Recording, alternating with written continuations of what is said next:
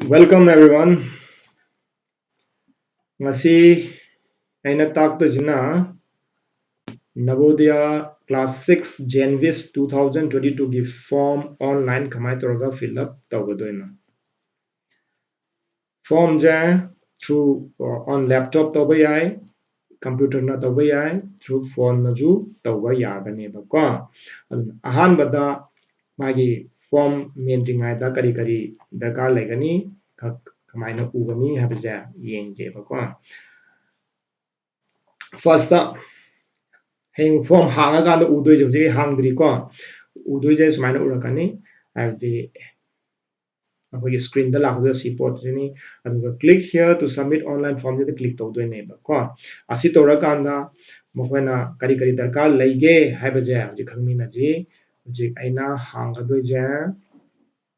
ahanbada website hangba je nvs haina hangani ko nvs hhqs haiba ju yare nadraga nvs khata hair ju tholani NVS हायरा थोलका दोजिदा अहानबदा थोलका दोजे क्वाइते अहानबदा सर्च इंजिन की क्वाइते अहान थोलका दोजे navodaya.gov.in हाबजे असि थोलका नेबा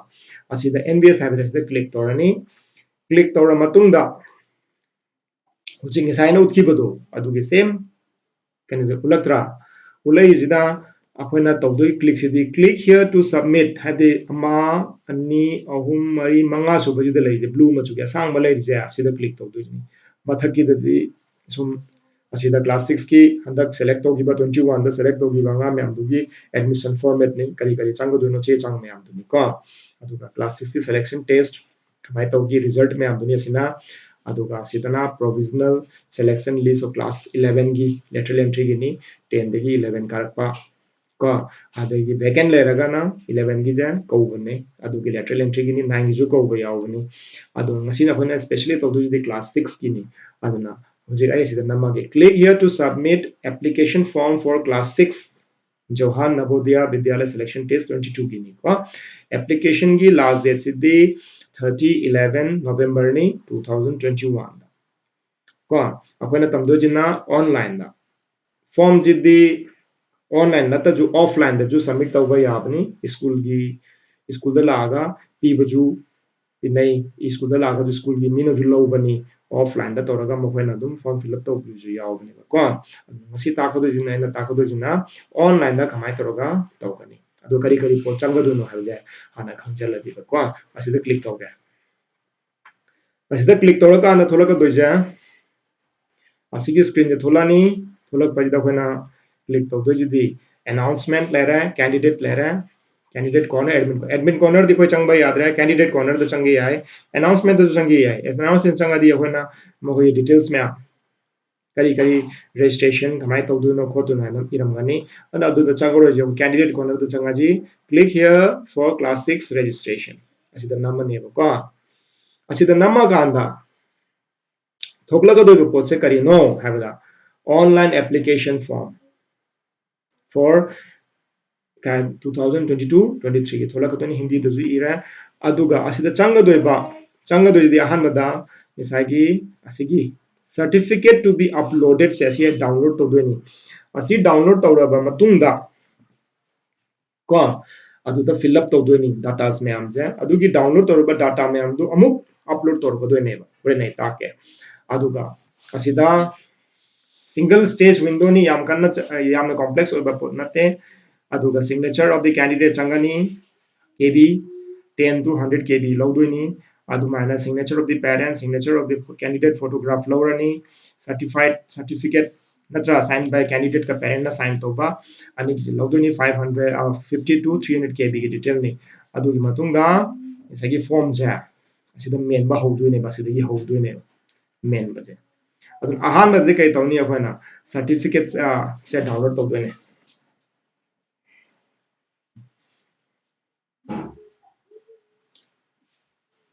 येंगी डाउनलोड तौरे को डाउनलोड तौर मतुंगदा असिदा पीरिबा मैम जे असिदा लोई मेन दुइने अयाम्बा आई होरेन तागा के मातंग लेगा अदा असिदी मुझे लैपटॉप त लेरिबने को अजि अखोय असि डाउनलोड तौथोजी आई प्रिंट तौथोके सेव तौगे नत्रा अदुगा सर्टिफिकेट 20 ꯑꯁꯤꯗ ꯑꯩ ꯏꯁꯜꯂꯒꯦ ꯀꯩꯅꯣꯝꯃ ꯍꯥꯞꯆꯜꯂꯒꯦ B ꯍꯥꯏꯅ ꯑꯗꯨꯒ ꯗꯦꯁꯛꯇꯣꯞꯇ ꯁꯦꯚ ꯇꯧꯒꯦ ꯑꯁꯤ ꯌꯥꯔꯦ ꯁꯔꯇꯤꯐꯤꯀꯦꯠ ꯗꯥꯎꯟꯂꯣꯗ ꯇꯧꯈ꯭ꯔꯦ ꯉꯁꯥꯏꯒꯤ ꯐꯤꯜ ꯑꯞ ꯇꯧꯗꯣꯏ ꯄꯣꯠꯁꯦ ꯑꯩ ꯗꯦꯁꯛꯇꯣꯞꯇ ꯑꯃꯨꯛꯇꯪ ꯆꯪꯒꯦꯀꯣ ꯗꯦꯁꯛꯇꯣꯞꯇ ꯆꯪꯉꯀꯥꯟꯗ ꯉꯁꯥꯏꯒꯤ ꯑꯁꯤ ꯌꯥꯔꯅꯤ ꯀ꯭ꯋꯤꯛ ꯑꯦꯛꯁꯦꯁꯇ ꯆꯪꯉꯁꯨ ꯌꯥꯔꯦ ꯑꯁꯤꯗ ꯁꯔꯇꯤꯐꯤꯀꯦꯠ ꯂꯩꯔꯦ ꯑꯁꯤ ꯂꯥꯛꯑꯅꯤ ꯑꯁꯤ ꯂꯥꯛꯑ ꯃꯇꯨꯡꯗ ꯀꯔꯤꯅꯣ ꯍꯥꯏꯕꯗ ꯑꯁꯤꯗ ꯌꯦꯡꯉꯣ ꯑꯍꯥꯟꯕꯗ ꯑꯩꯈꯣꯏꯅ ꯇꯧꯗꯣꯏꯁꯦ ꯑꯁꯤꯗ certified that the information given below are correct in respect of kanai maming candidate ki maming ja irage ko candidate ki maming ja irage Kiranjit hana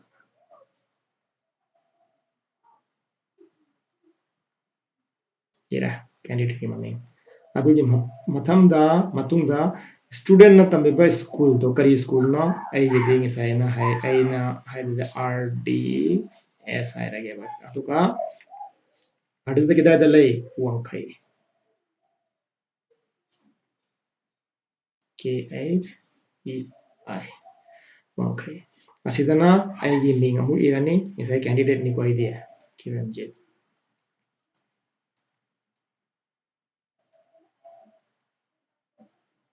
asidana hoi father gi ming irani natra asi ira asidana hoi mother gi ming irani candidate ki mother gi ming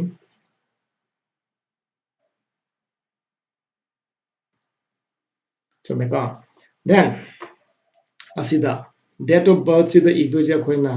kaino ngisagi aina handaki chahi gi di 2013 na limit ni April 2013 na limit ni adun April 2013 den dokpa yaroi adu ngisagi birth date birth sa na date of birth sa chap chana 13 gi makha da leigadaba adu 13 gi mathak da 2014 orama ba adu di school da chelaga semdokpa semjin ga tawraga adu gi matungina iba yae ko adu ai si rage 22nd March 2013 asida irajiba natro 22nd March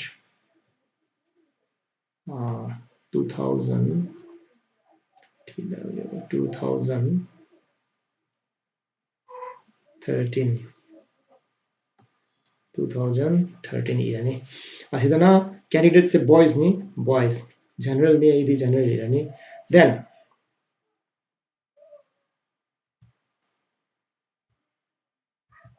kaila misagi asidana physically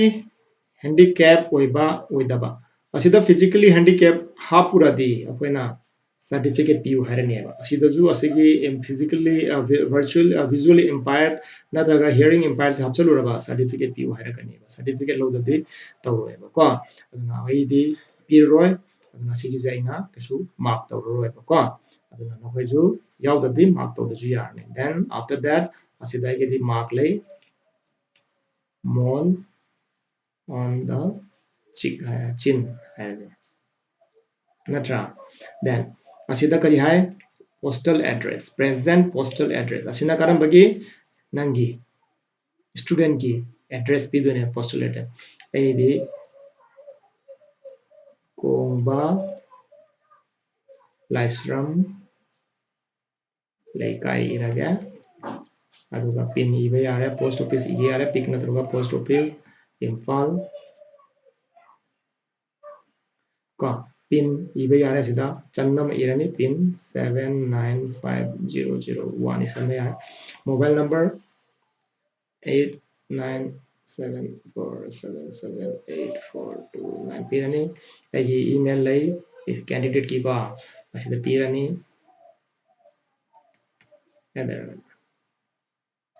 gmail.com pirani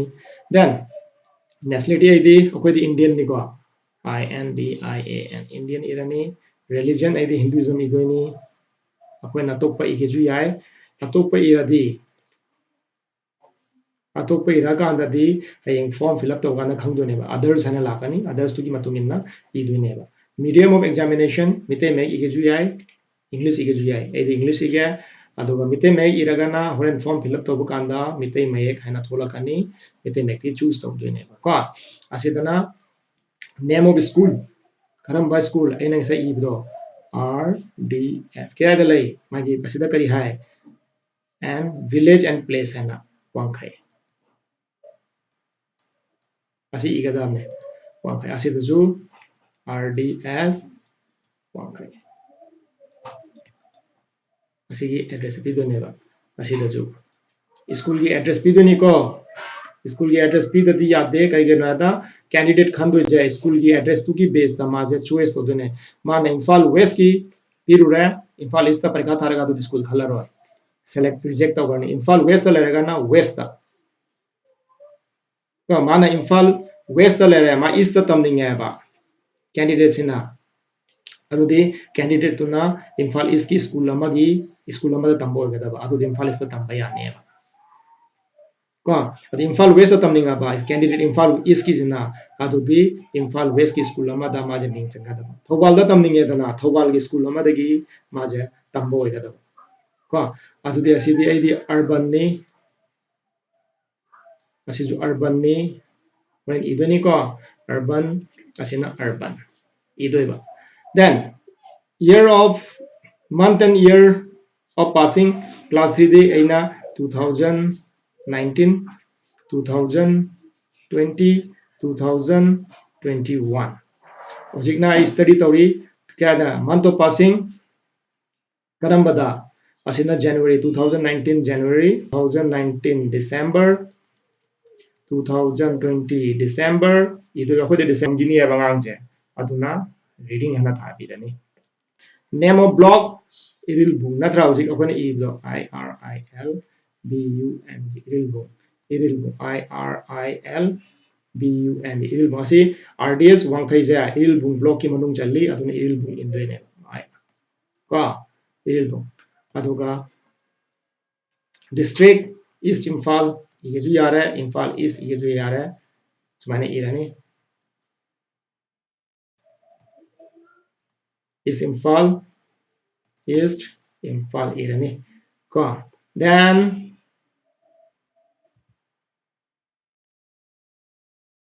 state the state अखोई Manipur Irani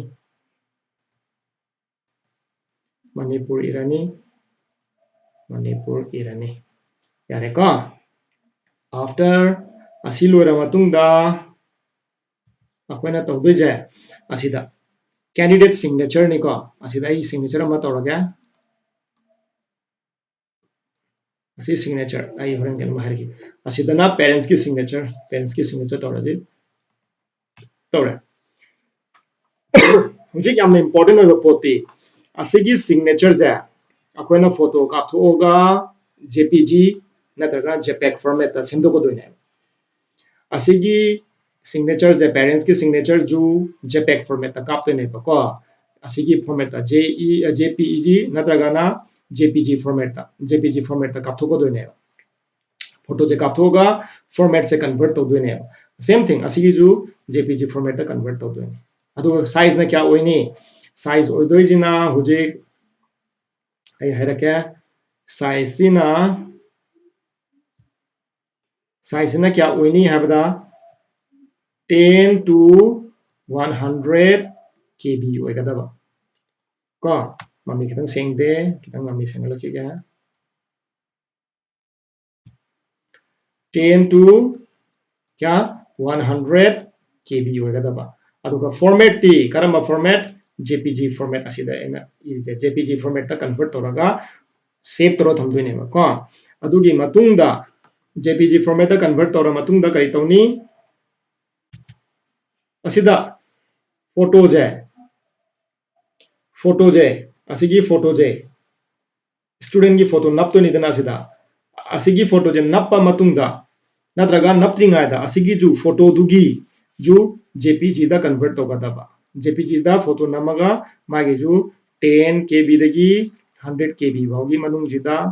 format se photo ki format se semdoko doine photo je ko asil ahum je phange hoji kari phange khoina phangi ja photo ki candidate photo ki JPG format natra ade the signature of the student phangani signature kya magi students ki अदुजु JPG दा फंगानी नत्र JPEG ता अदुगा parents की signature जो फंगानी मरी दि अहुम दि लेरा parents की signature जो JPG दा फॉर्मेट दा कन्वर्ट तोनी अदो साइज क्या होनी 10 to 100 KB दा ओंथोकदा असिब ओंथो मतुंगदा ऐना मोबाइल दरा लैपटॉप दरा कंप्यूटर दरा सेव तरो थमदोइने होरेन असि दरकार लेरकनी एंड लास्ट एंड फाइनल दा असिगी सर्टिफिकेट मपुम अमजे होरेन इबा लोइदोनी को खोइदी ऐदि लैपटॉप तो सुम इबेने खंगन बवाने असिजे नवाने अखोइना चेजे चिंगथोगा असिगी मयाम जे लोइ फिल अप तौदोइनी फिल अप तौरगा फोटोगा नपगा खोलगा लोइ तौरगाना असिगी सर्टिफिकेट सु अमु कै तौनी सर्टिफिकेट सु अमु JPG फॉर्मेट ता फोटो नमगा JPG दा अमु कन्वर्ट तौदोइने JPG दा थमगा मागिना KB जे क्या 50 दगी 300 KB ओइगदाबा असिगी सर्टिफिकेट चेजे प्रिंट तो थोकोदोइनी को प्रिंट तो थोका असि म्याम लोइ इदोइने बा फोटो का नपगा अदुगी मतुंदा पुलपना अमु कै तौनी सर्टिफिकेट से प्रिंट तौदोइने JPG फॉर्मेट ता रेडी लहुदोइनी अदुगा असिगी सर्टिफिकेट के जो प्रिंट अमा लथो थमहोरगा यार को अदुना असिगी तौरा मतुंगददी अखोइना अमुक ऑनलाइन दा अमुक फॉर्म फिल अप तौबा तमदोइने ओके अदुना ऑनलाइन दा खमाय तौदोइनो हाबदो अमु येंगा लोरा थमने सर्टिफिकेट लेरा फॉर्म लेरा एगिदी असिगी सिग्नेचर लेरा फोटो जु लेरा अदुना असिगी मयाम जाइना ओंथो थमगरबैना होरेन ना मेखतदा लाई दुने बको हुजि येंजी खमाय तौरगा मेखतसिगे हुजि येंजी एप्लीकेशन फॉर्म जिदा अखोय अमदे फर्स्ट स्टेप अमा कंप्लीट तौरा डाउनलोड तौरबनि ngasi डाउनलोड तौथ्वे फॉर्म जे फजना मेंखतले रोय फोटो कापथो थमे अपलोड तौनमा रेडी तमे अंगांग दुगी फोटो जु अपलोड तौनमा रेडी थमे कापथोगा सिग्नेचर जु कापथोए पेरेंट्स की जु स्टूडेंट्स की जु अदुगा सुगी फॉर्म जु फोटो कापथोगा केबी की माई मागी चानाबा केबी की मतुंग इन्ना अपलोड तौबा यानमा थोपिरे जिगा सिदा हारके ngसागी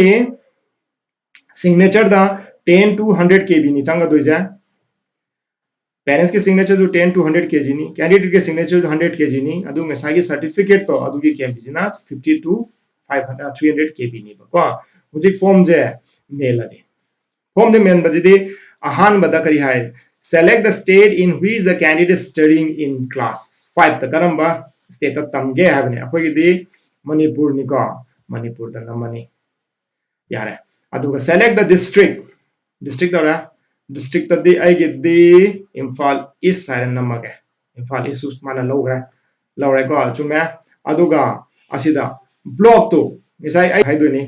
अगेन इलिबुल ब्लॉक हारा स्कूल की मिंगजना करी हाय भाई की दो name of school in which candidate I नंगे साई ई दो RDS ने बनद्रा आई सुम इराकेबा यार इरेको असि यारने अदुगी मतुंग द नेम ऑफ कैंडिडेट ऐना ngasa ई की बदो हां कई ई एनजी अदुगा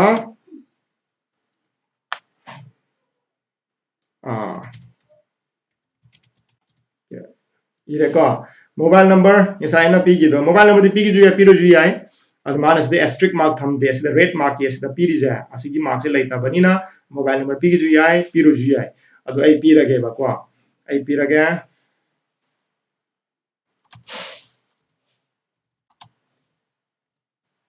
असि यार पीरे डेट ऑफ बर्थ ngasa अखोने ई की बदो क्या नो असिदा नमनी आइना ngasa की दो 22 नि को 22 इरनी 22 इरागा आइना ngasa 2013 ने ई की बदो चुमे लास्ट ने सिना अदुग मते ईमेल आईडी पी के आई पीरो याय mother name I sum इरागे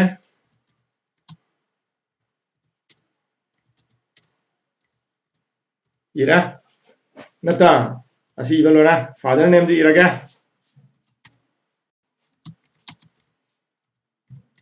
Ira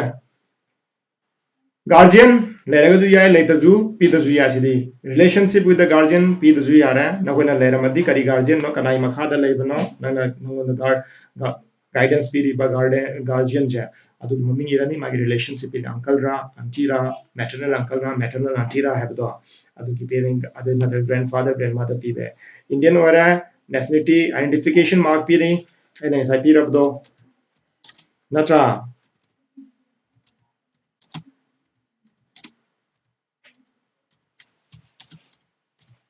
asi pira category aidi general pigi bni ko general irani gender di aidi ngasai gi boy ni na male irani natra adugi matungda examination je karida medium of examination kaida lawdo no aidi english ta lawraga mane hindi je lawge yai mite mek ta lawge ai ngai sa hai tu mite mek iramadi mite mek ta lawde ba ada aidi english ta pigi bni english ta piraga aduga disability esai laite ko khoi kesu iramde percentage su kesu laite religion ai ngai sa hai ba aina hinduism yawi ko aidi hinduism ni igi bini hinduism irane ba nadragana asi others iraga asida mitei mek miteism idune ba asida mitei ibe ya adum yawbani islam gi islam adum yawni ko aduga atopo eragana others mitei iningagana mitei ita basida aidi hindu select torage ko hinduism select tore aadhaar number pgi piro yai annual income parents ki annual income kya no piro ju yai ai sida piga dabne sidi annual income di piga dabne ai aadhaar number ki haiwan I don't know the piga 70000 ira 70000 ira ko chahi amada parents ki income kya no haibu idune ba adugi matungda ngisagi postal address ibe yai ai asi pirage gongola samne kai je pisale ha residential state manipur ni ilbumni imphal is postal address 2p atop address ama le ramagana piro pidre ha ko masibo mela mela barina makha ge mangangi menba yengji previous school details me amja maming man pithoy manipur manipur mona refill masana fill to auto fill to pire imphal is supire ilbumju pire hojik aina idoje school na asigi mafamda idoje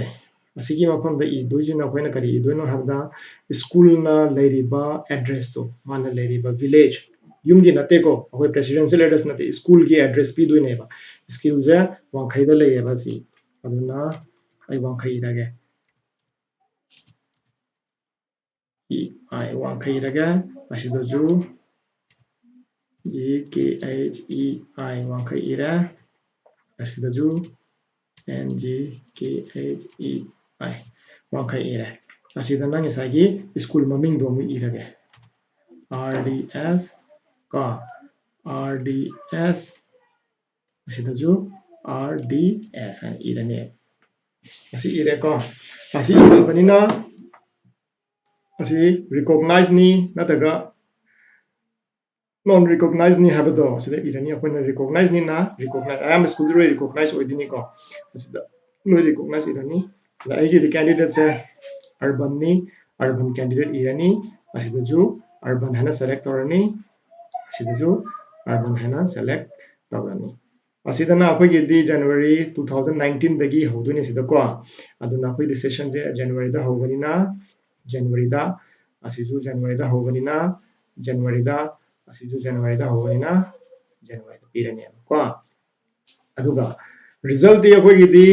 asida January da haido puju yawi December da haido puju ayamadi akhoi December da haido pani natra December da haido pani 2019 December asida asina 2020 December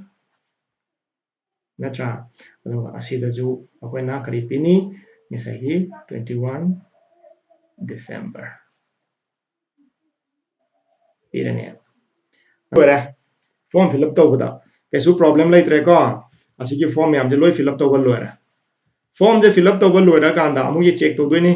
kari kari no ngisagi ming men gi me am do loi chu me ko hana mu haira khini mo khoina form jina asi men ba loira ko ngisai candidate ki photo dunia ne sa do 10 dagi 100 kb bhagi manung do oigada bani ha baje aina ngisai same me thamne hai dro ai gi di same thama bani na asida le photo je hapchalage ko asidu photo upload loirabani photo upload loigra matungda hojik signature upload tawdoini signature jidana hojik ai amuk signature changaga signature jidana signature je ai sida laira ai signature hapchangraga sida hapkhrabani signature je ko pikna mohana unama adugi matungda ngesagi parents ki sim sema thambani asida ma hapchalabe parents ki signature ma hapaga asi ma hapaga parents ki signature hapchala ko adugi matungda ngesagi form do asida form ngesaina habado ama ina sema thami na haidra ngesagi form menkhat ki ba mayam do adugi form ja asida hakat doine ꯑꯁꯤꯗ ꯍꯥꯞꯀꯠꯈ꯭ꯔꯅꯦꯕ ꯂꯣꯏ ꯍꯥꯞꯀꯠꯂꯦꯀꯣ ꯂꯣꯏ ꯍꯥꯞꯀꯠꯂꯛꯑꯀꯥꯟꯗ ꯑꯁꯤꯗ submit and review the ꯅꯝꯗꯣꯏꯅꯦꯕ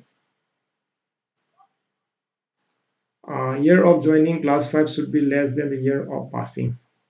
okay year joining the year of passing December 2022 ꯏꯇꯥꯔꯦꯅꯦ December ꯗꯤ ꯌꯥꯔꯔꯣꯏ January ꯃꯈꯣꯏꯅ ꯍꯥꯏꯁꯦ 19 21 ꯏꯔꯣ December 19 ꯀꯔꯤ ꯍꯥꯏꯒꯦ ꯑꯃꯨꯛ ꯌꯦꯡꯁꯤꯀꯣ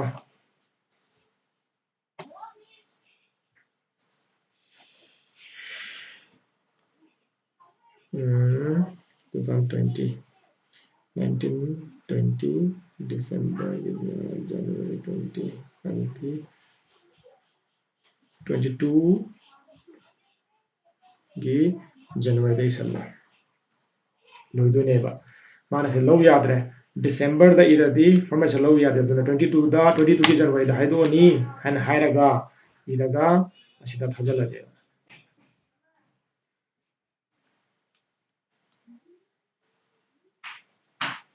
ꯃꯁꯤꯗ ꯑꯣꯟꯂꯥꯏꯟ ꯑꯦꯄ꯭ꯂꯤꯀꯦꯁꯟ ꯐꯣꯔꯝ